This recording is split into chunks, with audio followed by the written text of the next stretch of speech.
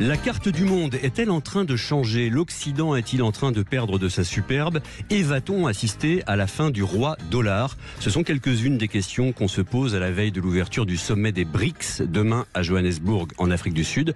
Et pour tenter d'y répondre, j'ai invité dans les débats de l'été Bruno Tertrais, directeur adjoint de la Fondation pour la recherche stratégique. Bonjour. Bonjour. Et Julien Vercueil, vice-président à l'Institut national des langues et civilisations orientales. Bonjour. Bonjour. Alors les BRICS, un acronyme pour Brésil, Russie, Chine, Inde et Afrique du Sud. Mais encore, de quoi s'agit-il et comment ce groupe est-il né, Bruno Tertrais? Alors, il est né d'une appellation trouvée par des analystes de la firme Goldman Sachs il y a une quinzaine d'années, si ma mémoire est bonne. Et en gros, il s'agissait de dire, à travers un acronyme un petit peu facile à retenir, que certains pays émergents ou réémergents allaient bientôt changer la face de l'économie mondiale. Cet acronyme a fait florès et c'est vrai que l'Inde, le Brésil, la Chine et la Russie ont jugé bon de créer ce club informel qui depuis s'est élargi à l'Afrique du Sud. Mais c'est une sorte d'innovation qui pourrait un jour faire pièce au G7, qui est lui plus ancien, mais qui dans les faits n'en a pas du tout l'expérience, la solidité. Moi je pense que les BRICS c'est un petit peu du vent, nous allons en parler. Mais c'est un acronyme qui a fait florès, c'est un petit club économique et qui voudrait avoir une importance politique, mais dont le degré de coopération n'est pas du tout analogue à celui du G7. Justement, comment fonctionnent les BRICS? Comment s'y prennent les décisions? Et on parlera de ces pays qui veulent entrer dans le club. Comment s'organise la prise de décision, Julien Vercueil? Le système de décision repose sur le consensus, c'est-à-dire que il n'existe pas, par exemple, comme d'autres instances internationales, une majorité qualifiée qui imposerait ces décisions à l'ensemble d'un groupe. Pour qu'une décision soit prise, il faut que la totalité des membres l'approuve. Donc ça signifie, en clair, que chaque membre a un droit de veto sur les décisions de l'ensemble. Ce qui évidemment limite les possibilités d'avancées concrètes du groupe, puisque chacun va devoir choisir sur quel sujet il souhaite que l'ensemble avance. Et pour l'instant, les sujets sur lesquels l'ensemble a le mieux avancé, ce sont des sujets qui concernent la coopération financière internationale et en particulier l'établissement d'une banque, une banque de développement qui s'appelle la Nouvelle Banque de Développement, New Development Bank, pour laquelle il y a eu des avancées concrètes, même si cette banque reste de dimension relativement modeste quand on la compare à d'autres banques plurilatérales ou multilatérales qui font le même travail qu'elle. Dans leur configuration actuelle à 5, et peut-être le BRICS, le club sera-t-il élargi? Les BRICS pèsent plus de 40% de la population mondiale, mais Bruno Tertrais, c'est surtout leur poids économique qu'on considère. Oui, mais encore faut-il voir ce qu'il y a derrière ce poids économique. Aujourd'hui, on en parle beaucoup du fait de la guerre en Ukraine, mais aussi du fait que symboliquement, le poids des BRICS en production, en PIB, produit intérieur brut, selon une certaine mesure, parce qu'il y a plusieurs manières de comparer les produits intérieurs bruts, le poids des BRICS est à peu près égal aujourd'hui à celui du G7. Donc c'est vrai que symboliquement, on se dit, on est peut-être en train de passer d'un monde à l'autre, d'un monde dominé par l'Occident à un monde dominé par ces pays émergents ou réémergents. En fait, quand on regarde derrière, en fait, on se rend compte que c'est la Chine qui tire tout le monde et que le fait de mettre ensemble le Brésil, la Russie, l'Inde, la Chine, l'Afrique du Sud n'a pas beaucoup de sens. Le Brésil est un pays qu'on va appeler, pour être charitable, éternellement émergent. La Russie n'est pas exactement en très bonne santé économique. L'Inde, bien sûr, c'est autre chose, et surtout la Chine. Mais c'est la Chine qui tire ce poids des BRICS dans l'économie mondiale. Donc tout ça, cet acronyme est finalement très artificiel. Et c'est pas surprenant que celui des 5 qui a le plus, enfin les deux qui ont le plus intérêt à ce que ce club existe, c'est les deux plus petits, à savoir le Brésil et l'Afrique du Sud. Mais quand on parle du poids des BRICS dans l'économie mondiale, c'est vraiment une addition de chiffres, c'est pas de la coopération véritablement, et puis c'est surtout tiré par la Chine. Sans la Chine, les BRICS ne seraient rien. Julien Vercueil, sur le poids économique des BRICS et sur l'importance évidemment de la Chine dans ce poids. La Chine, c'est un peu l'éléphant dans la pièce au sein des BRICS.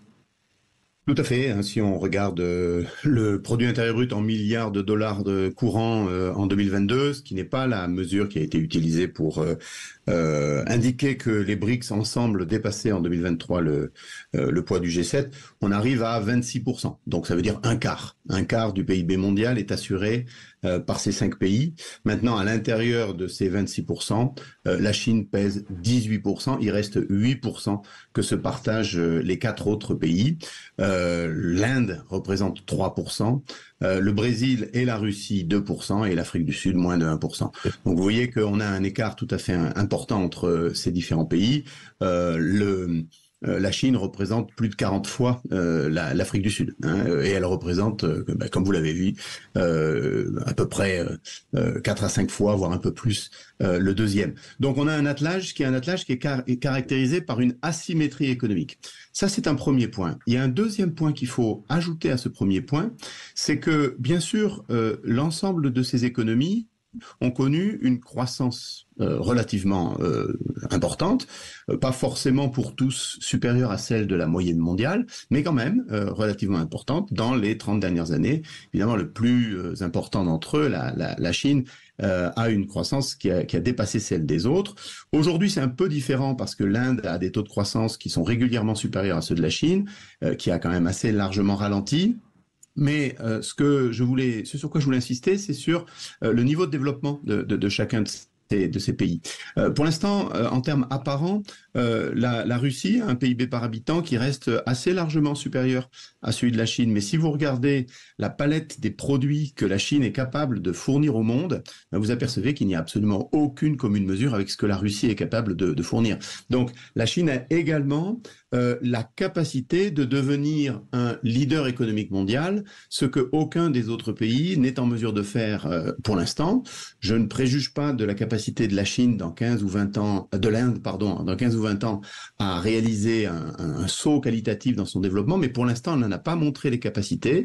Elle reste le pays le plus pauvre de ces 5 pays, et elle reste le pays aussi le plus inégalitaire. Hein. Il y a une très très forte pauvreté en Inde. Donc vous voyez qu'on a un attelage qui est composé de pays dont la structure économique et dont la contribution économique au reste du monde est très hétérogène. Et ça, c'est quelque chose qui, objectivement, limite les capacités de cohésion et d'intégration. À cela s'ajoute le fait qu'il n'y a pas de continuité territoriale dans l'ensemble des BRICS.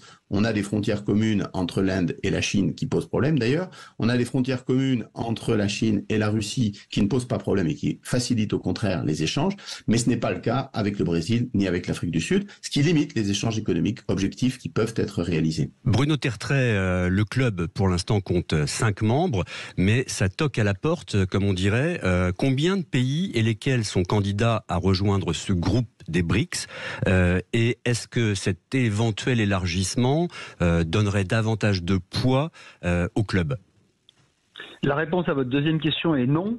Tout simplement parce que, comme ça a été rappelé par l'autre intervenant, ce n'est pas une organisation formelle, c'est une organisation qui fonctionne par consensus. Donc plus il y aura de membres, plus il y aura de difficultés à prendre des décisions communes, à moins que le BRICS finisse par fonctionner un petit peu comme l'Alliance Atlantique, hein, on n'en est pas là. Mais que ce soit la Chine qui domine tout et les autres qui, peu ou prou, s'alignent après quelques débats, comme ça se passe souvent au sein de l'OTAN. On n'en est pas du tout là. Alors, il y a aujourd'hui une quarantaine de pays qui frappent à la porte, mais frapper à la porte d'un club comme les BRICS, ça ne coûte rien. Donc j'allais dire qu'il est presque surprenant qu'il n'y en ait pas plus. Tout le monde veut faire partie des BRICS parce que, après tout, pourquoi pas faire partie d'un club qui, effectivement, a une banque de développement, aujourd'hui, je crois, opérationnelle, mais c'est la seule chose qui puisse être de valeur, dans les faits, pour d'autres membres. Et puis, il faut ajouter qu'il y a des pays qui ne veulent pas de cette extension. Le Brésil n'en veut pas. Pourquoi? Parce que, comme je vous disais tout à l'heure, le Brésil, qui est un des plus petits, en tout cas qui est plus petit que la Chine, la Russie et l'Inde à tout point de vue, le Brésil, pour lui, les BRICS, c'est très confortable quand il n'y en avait que 4, donc il n'y avait que 4 membres. Le Brésil pouvait se donner l'illusion d'être une grande puissance comme la Chine, la Russie et l'Inde. Et donc je pense qu'on aura un élargissement très limité et qui de toute façon n'aura pas une grande importance, ça ne donnera pas un poids économique, sauf de manière totalement arbitraire du calcul de l'addition de PIB, ça ne donnera pas un poids politique majeur aux BRICS demain. Parmi les pays qui frappent à la porte, on peut citer l'Argentine, quelques pays africains. Alors le Maroc a fait savoir ce week-end qu'il n'était pas candidat, contrairement aux rumeurs.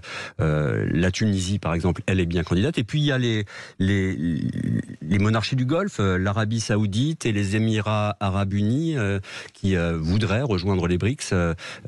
Quel est leur intérêt, Julien Vercueil, alors que ces pays continuent à facturer en pétrodollars?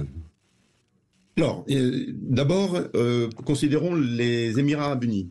Les Émirats Arabes Unis sont l'un des 3 nouveaux pays membres de la nouvelle banque de développement, cette fameuse banque des BRICS dont on a parlé.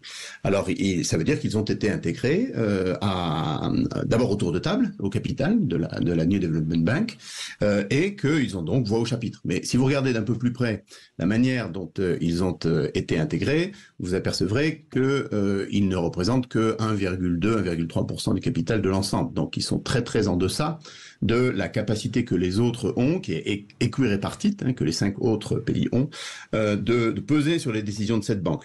Donc ça, c'est un premier élément. L'Arabie Saoudite est dans une situation où elle essaie de jouer sur l'ensemble des tableaux géopolitiques qui s'offrent à elle. Les sanctions occidentales contre la Russie lui en donnent l'occasion en jouant un rôle d'intermédiaire énergétique entre la Russie et le reste du monde, en participant à des accords de swap de devises avec la Chine. Donc elle montre de cette manière-là qu'elle a une autonomie stratégique plus importante qu'auparavant vis-à-vis des États-Unis. Et puis ensuite pour les autres, c'est quand même en grande partie des déclarations de la part de dirigeants qui souhaitent augmenter leur prestige, notamment auprès de leur population, de leurs électeurs. C'est le cas par exemple de l'Algérie, qui n'a pas été évoquée, mais qui elle aussi est officiellement candidate.